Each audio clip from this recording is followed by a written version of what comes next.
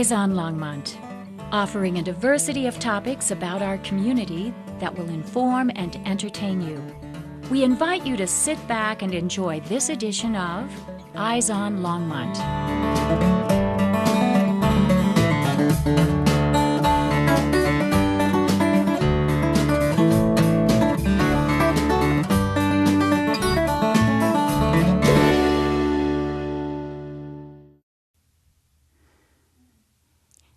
Stephen C. LeBlanc is an acclaimed bronze sculptor whose work is on display through not only Colorado, but a number of places throughout the United States and internationally. Locally, you may have seen his works in Longmont, Frisco, Greeley, Vail, and other Colorado cities. His taxidermy knowledge is used to understand the bone and muscle structures to create anatomically correct sculptures. While he is famous for his wildlife work, his work is not limited to animals, but also includes birds, marine life, and the human form. Stephen does not create wildlife sculptures of any animal that he has not personally seen. He frequently travels to the native habitat of the animals to see them in their own environment. That is what makes them so real. Each piece has its own story, and now Stephen is going to share some of those stories with us. We will be visiting his studio and the spacious grounds around his Colorado home where the outdoor gallery is used to exhibit many of his works. The sculptures are changed as new ones are created. Please join us now as we listen in to the stories that influenced his works of art. This piece is called The Lion of Judah, and it's a very inspirational piece to me, and it's one of those kind of pieces that you can use the strength of the bronze. As you see, it's very open. This piece was religiously inspired. They called Jesus the Lion of Judah in Revelations, and I used the strength of the bronze to simulate the flames of the Holy Spirit and then the strength of the lion. I've won many, many awards with this piece, and it's, like I said, it's one of my signature pieces. Had it available in 2 different sizes. This piece here I call Daydreaming, and when I was up in Montana on one of my trips, I observed a yearling bear. He was climbing up on this tree limb and he was just looking into a pond of water and looking at the fish or whatever, and I'm sure he was contemplating how he was going to try to get dinner because Mom had thrown him out. But he just sat there for, I guess, probably 20 or 30 minutes just staring into the water, looking, and I just kind of was struck by that image. And I figured the bear was just daydreaming. As you know, every animal has its own personality, just like humans. And he was telling a story, so I was trying to tell that story to my viewers. This piece here is called Diablo Canyon Puma. And as we all know, a puma, a cougar, a mountain lion is the same animal. And down in the south, they call them she-cats, wildcats. But it is the only big cat that we have here in North America. I love studying them. They're very difficult to see in the wild. I was very fortunate to be able to see this in Utah. I've studied cats a lot. They are something else. I mean, I just love the way the muscles, you know, how tight the skin is, the muscles on a cat, and the personality, and the exclusivity and the elusiveness of a big cat. I love sculpting cats, and I tell you what, there's nothing more exciting than being out in the woods and seeing a 200-pound mountain lion. If you don't think that there's something out in the woods that'll scare you, that will do it. North American bison. I've been fortunate enough to travel up to South Dakota and view bison up close. This was from a trip in the spring where they were calving. I have a mother bison here with her calf. There are 2 different types of bison in North America. We have what we call the American bison, which everybody knows of Buffalo Bill, and they're called buffalo. Or if you go on further up north, they have what they call the Woodland Bison. And the difference between them is the bone structure of the back. The Woodland Bison are almost extinct, but they're a much larger bison. And you know, everybody tries to portray bison as a very aggressive animal. They're a very docile animal, and if it wasn't for the American bison, we would have never had any American Indians, and I tell you, the West would have never been settled. This right here is what we call the Rocky Mountain Elk, or wapiti as the Indians called them. Probably the most majestic of the deer family that we have in North America. A lot of people like the moose, but the elk is through all the western states. I've always said that I personally will not live anywhere in North America or in the United States that they don't have elk. Elk like to live in the higher terrains. What is interesting, though, back in the 1800s, the elk actually were a plains game animal. And but as man came on, and the pioneers came, elk moved up into the mountains, and everybody loves to go out. There's nothing more exciting than in the fall to hear a mature bull elk do his bugle, calling to the other bulls and to his harem of cows. Here in Colorado, we have lots of elk, and I'm sure most of the viewers here, you've seen bull elk out in the wild somewhere up in the mountains. I like sculpting bears, and I like cubs, and I like to study bears. The thing that's interesting about bears, whether they're black bears, grizzlies, or brown bears, the Indians worship the bear, and the reason is the bear is the only animal that its knees bend forward like us. So they're able to stand up straight. You've seen pictures of them doing that in many books and in magazines, I'm sure. I was out in Alberta, and I was studying some bears, and I came across a rare sight, which is 3 cubs. And very, very rarely does a sow have 3 cubs. They're normally 1 and occasionally 2. But this sow had 3 cubs, and they were the most mischievous little rascals I had ever seen. Climbing trees, rolling around with each other. I just couldn't wait till I got back to be able to sculpt them in a tree. And I just tried to bring forth their little cute little faces, their little rascals. You know, they're going to grow up one day, and it's kind of like puppies, you know. Everybody loves a little puppy because they're so cute, but they grow up into a dog, and there's nothing wrong with that. But these little cubs, they have their own personality. Every one of them is different. One will run off one place, one will run the other. You know, a lot of people say, well, where's Mama? So that's what the name of this piece is Under a Watchful Eye. Mom's sitting out. She's taking in the view of everything that's around, making sure nobody's going to mess with her cubs. One thing you do not ever want to do in the wild is get between the cubs and a mother bear. That's where most of our attacks come from and the problems. You don't have many problems with boars, but I tell you, sows protecting their cubs, that is the thing you don't want to be around. You know, growing up as a young boy in Kansas and Missouri when I started out, we used to always run down to the lakes and the ponds and try to catch catfish and stuff. And I had an old boy that had a straw hat, and I always remembered him, and his name was Keith. And he made me think of Huckleberry Finn. So as I got older and started to decide I wanted to do a piece to bring back my roots from Missouri and Kansas, I decided I would do a little boy fishing. And you see in this piece, he's sitting on a stump. He's got his can of worms there. He's got his little stick pole with a little string tied onto it. And we put a worm and do a little sun fishing. And so it's been a very popular piece. It's a great piece to have out around water settings. And the neat thing about this, the Children's Museum in Littleton, Colorado, have one of them right by their pond. Where I live in Colorado, we have a lot of deer, and I am always fascinated by the does. And I have several does that come in. I have a windmill and a water trough. And during the fall and the winter, they'll come up and they get drink their water there. And I always enjoy watching them bring their fawns and introducing them to us. We've had several does that have been around for a long time. After about 2 weeks after the fawns are born, the wife and I will be sitting out in the gazebo, and 2 or 3 of the different does will bring their fawns, kind of introduce them to us. So we're one big family, and there's one particular doe that we've had out there, and she's been around for 8 or 9 years. And I told Lori she's getting to the end of her life, and you know, I just love this deer so much, I want to immortalize her in bronze, and that's what I did with this doe here.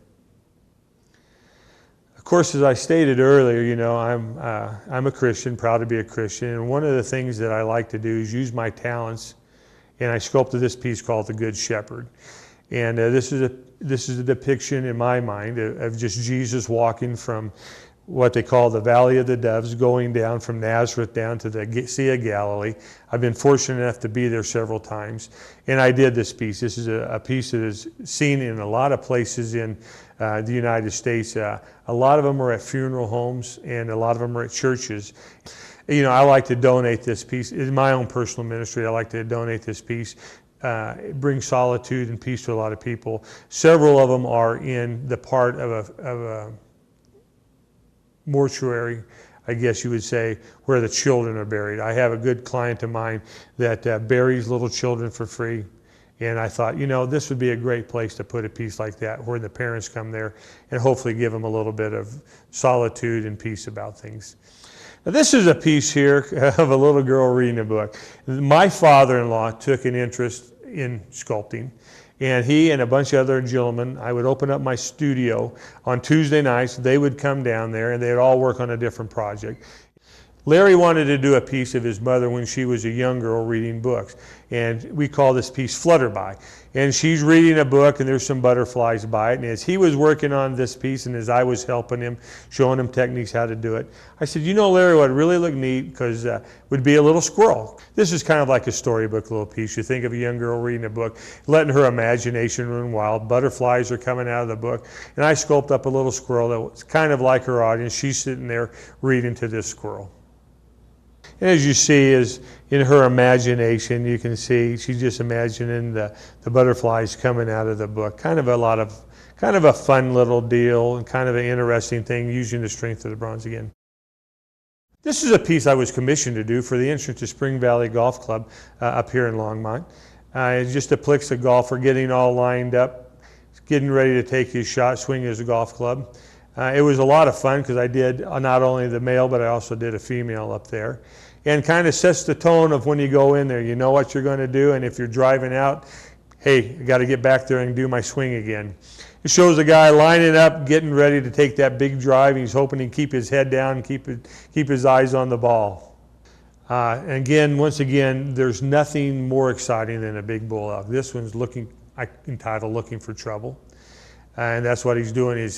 I saw him in the fall. He was coming down the mountain. He's got his mouth open. He's bugling. There was steam coming out of his nose, and that's what he was looking for. He's looking for a harem of cows. He's looking for another bull to fight to set his dominance so that he could carry on his genes. And I will never forget that. It was a cold, frosty morning. I was excited. I was out there at first light, and he was bugling and carrying up a storm. Of course, you know the neat thing about bison, or buffalo as you call them, is the power they exude. And if you've ever seen two bison that get out and fight, I mean, they are just tremendously strong animals, especially during the rut. This piece is a piece I call Thunderhead. And the reason being is, you know, they have that big, massive head and big, massive shoulders. And I was inspired to do a series of animals like that. I did an eagle, I did a grizzly, and I did a bust. And Thunderhead was number 2 in that edition. Here we have a piece we call the fishing lesson. I was up in Alaska with my good buddy Jason Elam, who used to be a kicker for the Denver Broncos here. And we were fishing at a place called Wolverine Creek. And you can go there, this is where the salmon run, and a lot of bears congregate there. This happened to be a mother bear with 2 of her cubs. And I was so struck by how odd that the 2 bears were. One was always paying attention. The other bear was always goofing off and running up the hill. And it had a crow land on a log, and that bear was looking up at that crow the whole time, and mother was trying to show this cub, you see the salmon there, you jump off this rock and do that. I like the personality of the one that was always looking at the crow. He was a real character. Mom and the other cub, his sibling, would jump into the water and they would try to get a salmon.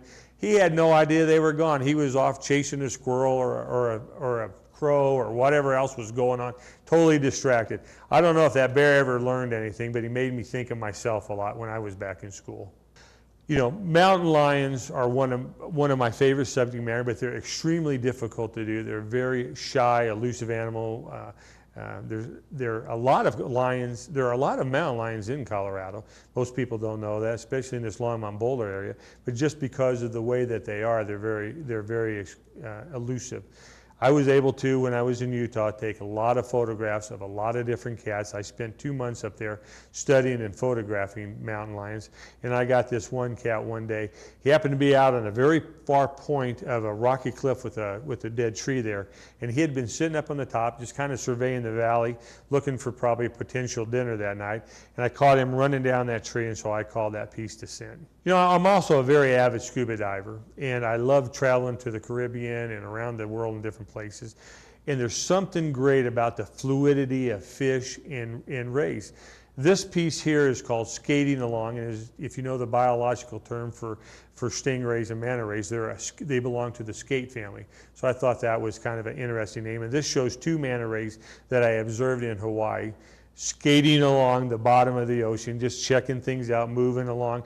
I tried to capture the fluidity and the motion of them just as they cruised along the bottom of the coral reef and a few fish thrown in. One of my journeys up to Alaska, and I'm very fortunate to get to go up to Alaska a couple times a year, I was out studying a caribou, and this piece is called a tundra trotter.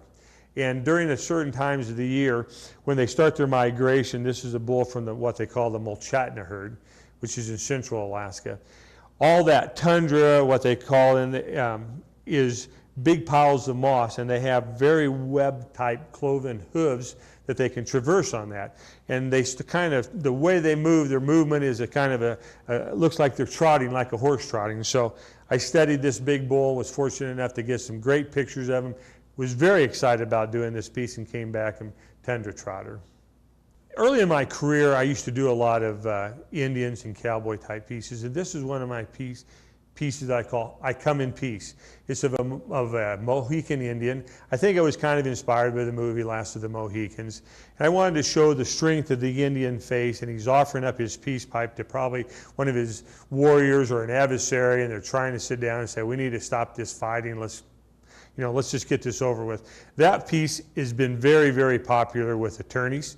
They like to have it in their office. I've had one of my good attorney friends that lives in Kansas City, Ray Borth, always told me, he says, I'd have people come in, and he's a divorce attorney, and he always had this piece right in the middle of the table and said, hey, you guys, we need to come here and settle this dispute. I Come in Peace is here overseeing everything. This piece right here is of a bison standing. I was commissioned by the Colorado Historical Museum to do this piece. And this piece now sits up there at Fort Vasquez on your way up to Greeley. It's twice life-size up there. If you ever get a chance to get out, you should go to that museum. Shows it was an old fort here in Colorado, and they've got a lot of great Indian and early frontier artifacts there. And you can come up there and see my big bronze right there.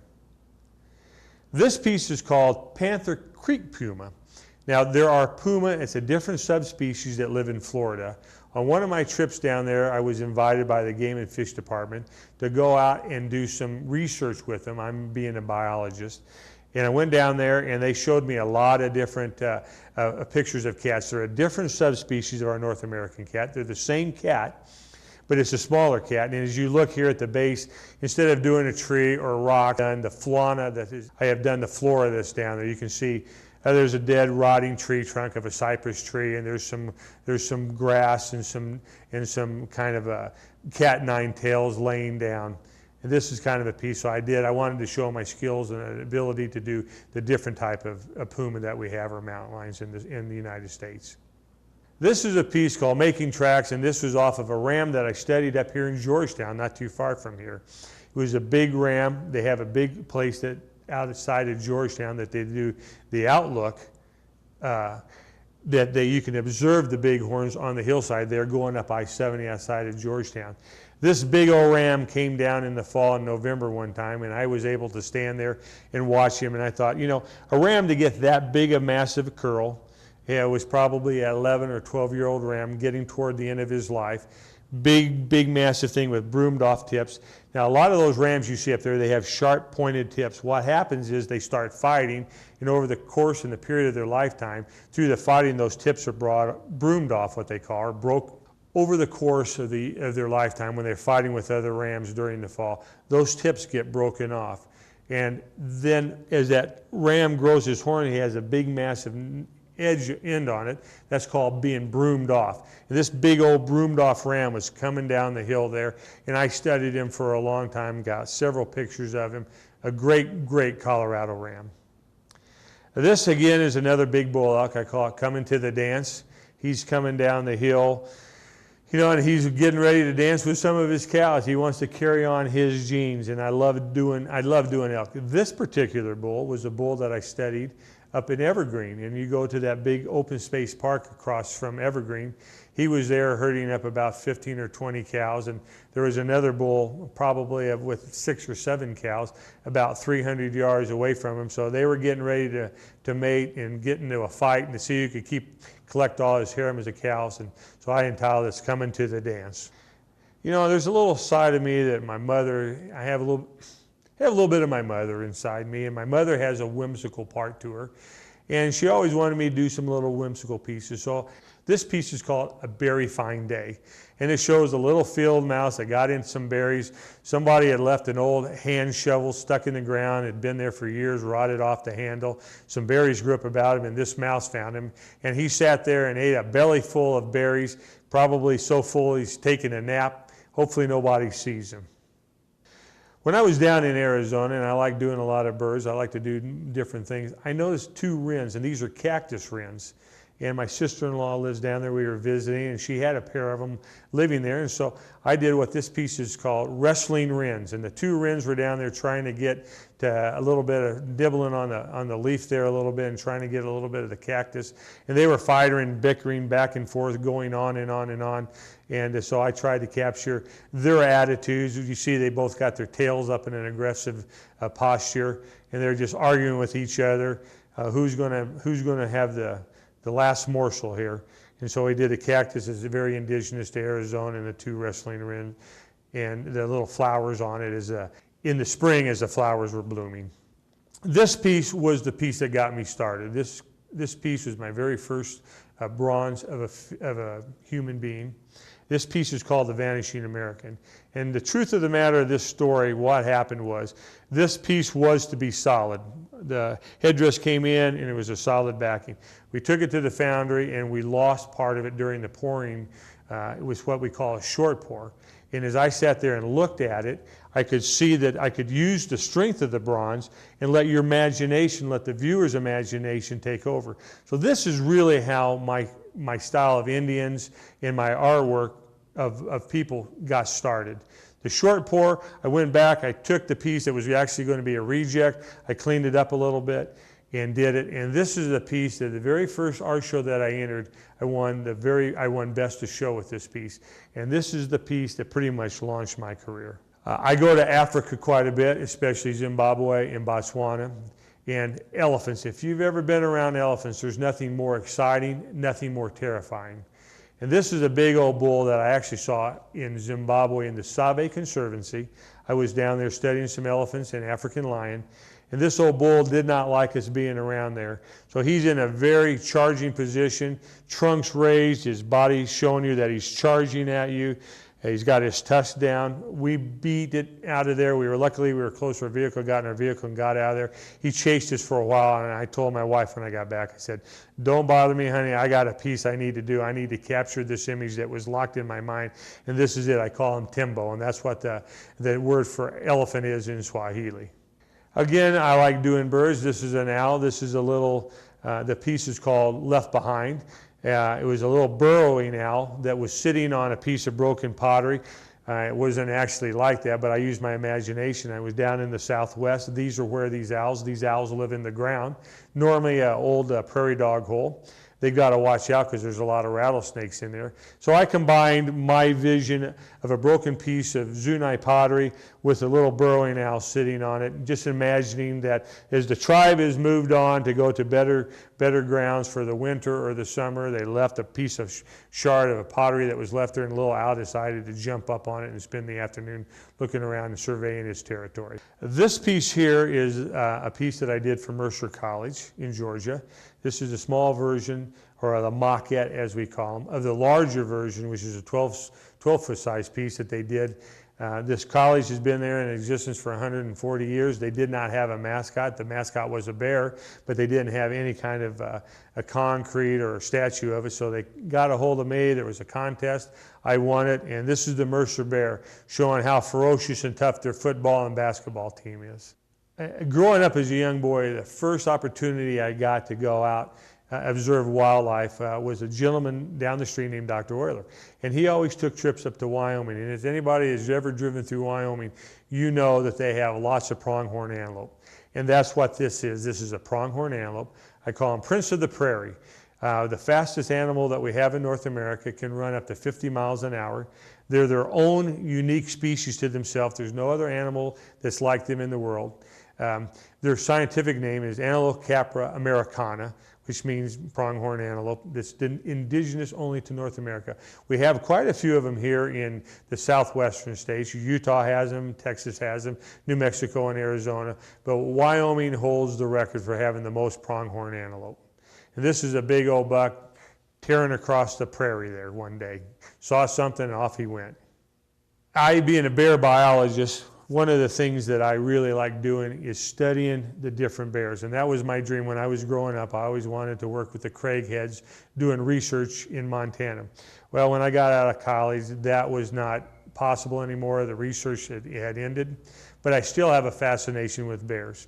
And every bear is different. Well, polar bears in particular, I was very fortunate to be able to go up into Canada and study polar bears. They have a very different bulbous nose. And their nose structure is that it's very wide and protruded so that when they swim, they can open up and they can get as much oxygen as they need. Most people don't understand, but polar bears will go for a 20, 30-mile swim just for fun. Bears like the water. You go into Alaska, you'll see grizzlies and brown bears sitting in salmon streams. They just like to play in water. And a polar bear, and I call this piece Ice King, and it's been one of my most popular pieces. Most people like it that understand polar bears because as a biologist, I have the anatomy right in the nose. Most people do a bear with the nose of a black bear. Polar bears particularly have a very unique nasal structure and a nose. Of course, we always have fawn deer around, and I've spoken earlier about the doe.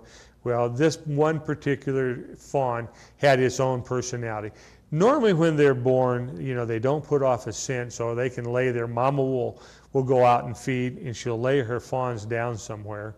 And in fact, a wolf or a coyote or any predator, and this is the same of all the deer family, can literally be standing over a fawn of a caribou or a moose calf or whatever for the first couple of weeks and not even know they're there. Mom knows where they were. Well, this particular fawn, he would never stay still. He would get up and jump around, running around, and Mom laid him down somewhere real close to my gazebo in a big oak brush patch. I was sitting out there one day. He just got up and decided to come over and see what was going on. And so I said, you know what, you little rascal, if you're going to be that bold and brazen, I said, somebody like you needs to be immortalized in bronze, and that's what I did. Now this piece here is entitled Just Missed. It's of a bobcat trying to catch a pheasant. Probably spent most of his day trying to sneak up onto him. I happened to be into a place in South Dakota, and as I was just observing, sitting there with my binoculars, I happened to look out into this field, and I saw a pheasant running, acting real strange. It ran and then stopped and sat down. And I noticed that there was a blur of something coming after it. Well, next thing I know, this thing exploded out of the brush, and this bobcat made a leap. It missed it, got the tail feathers, and so I entitled that piece Just Missed.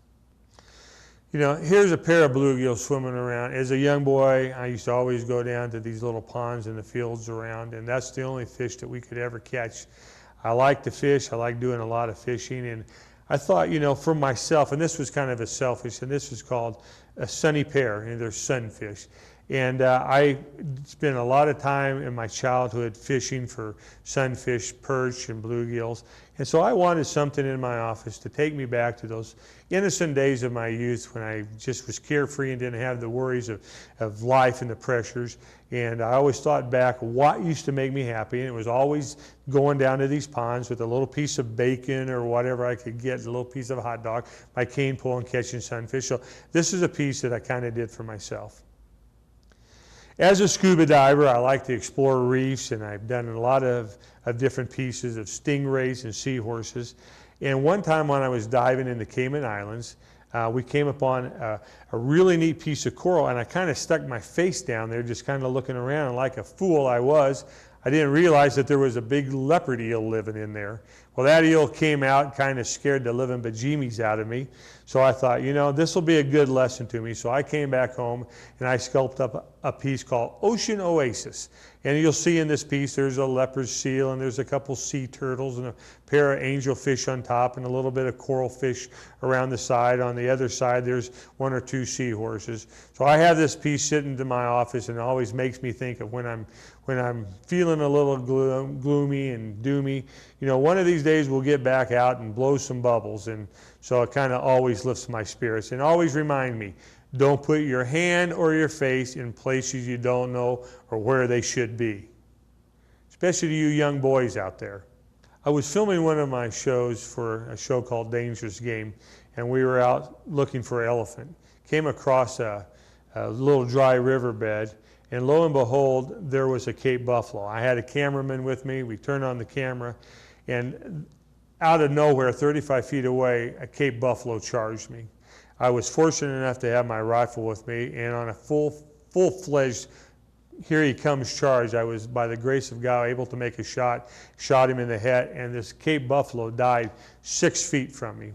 Well, needless to say, I was kind of shook up and excited. My cameraman was shook up and excited. We had this charge on tape. What it turned out to be was that this Cape buffalo had been in a fight with another Cape buffalo, had been seriously wounded in the hips, had a huge hole about like this in his hip, and he was laying in his riverbed where there was a little bit of water trying to keep the flies off of it. We had disturbed him, we had upset him, and unbeknownst to us, we happened to be there. Ironically, there was a African village with about 50 people, not more than 600 or 700 yards away.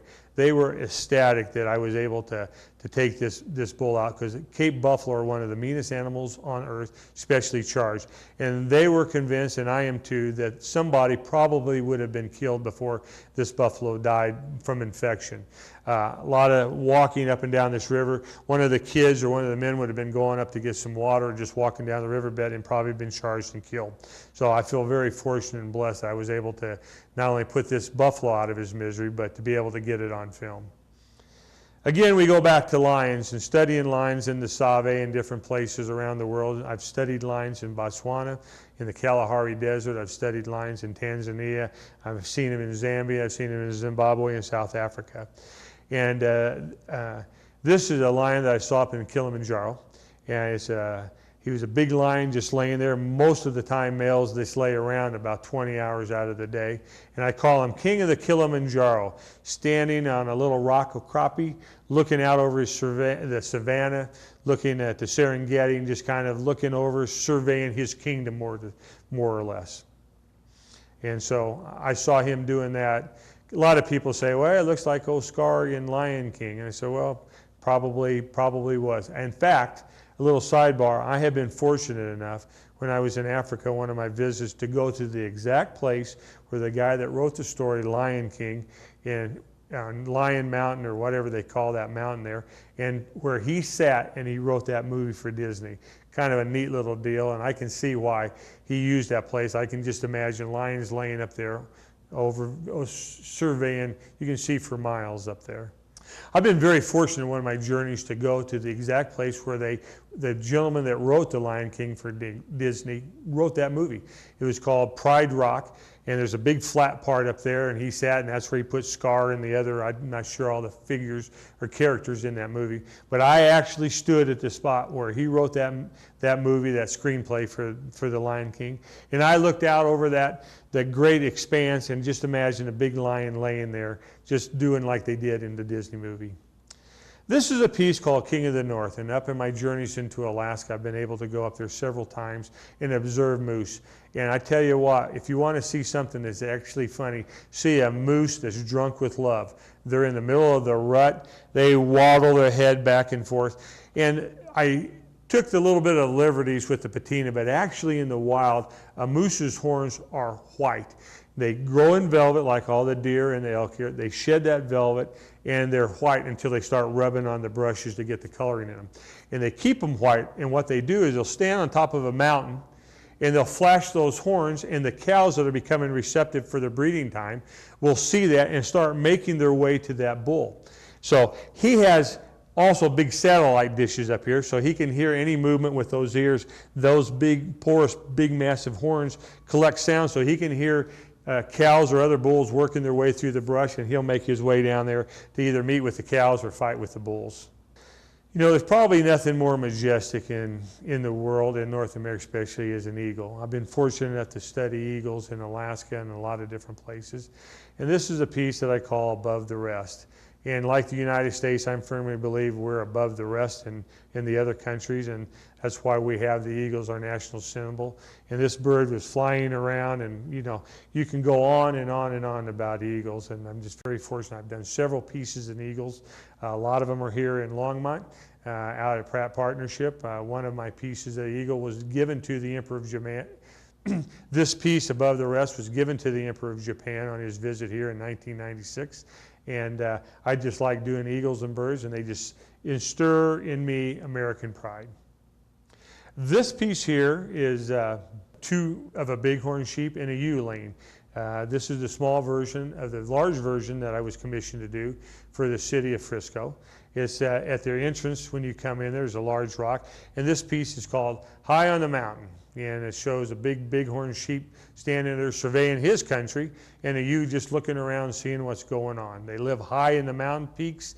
They're a very rugged animal and a very, very interesting animal to study. There are 4 different sheep in North America. These are bighorns. We have in Mexico what is called the desert bighorn, very similar, or what they call, and they call them bighorns because they're heavier horns. Then we have what they call the thin horn sheep. In Alaska, they have the white ones, which are the Dall sheep. And then when you go to British Columbia, they have what they call the stone sheep. And only the stone sheep is in British Columbia. We have none of those anywhere in the lower 48. There are no Dall sheep in the lower 48, but there are desert bighorns in Arizona and Utah and Texas. You know, doing mountain lions, and as an artist, you have to be creative. You just can't do a lot of things. So this is a mountain lion lamp I do. There's a lot of people like lions, and I kind of was looking for something a little bit different to do. And just, you know, if you have 2 or 3 of my sculptures of different mountain lions, I wanted to do something different, so I did it in a lamp. This is a big mountain lion walking along on his cliff, going surveying his country, looking to see if he can find something down in the valley below. And so I just did it in a lamp type of format. Been a very popular piece. I'm currently working on 2 or 3 different lambs. I'm doing a bison, and I'm also doing an elk. This here is our Rocky Mountain mule deer, or western mule deer.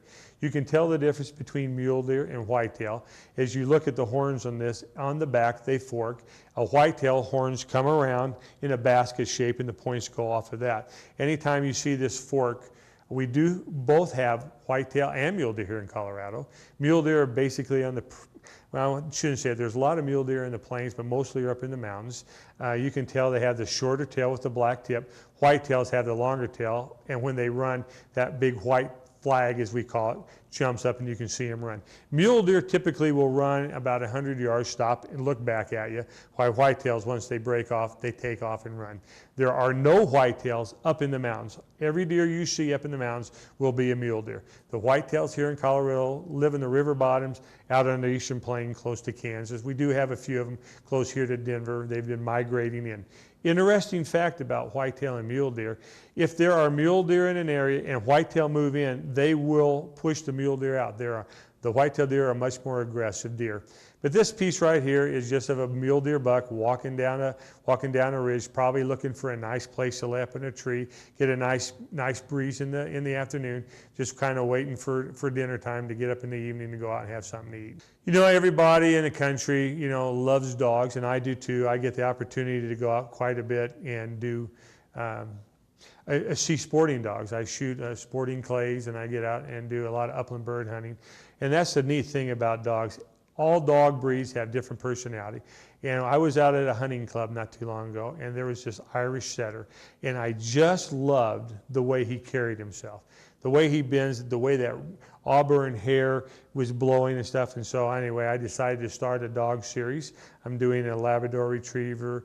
I'm doing the Irish Setter. I'm going to do a Golden Retriever. And this is the first one that I did, just try to immortalize this beautiful dog.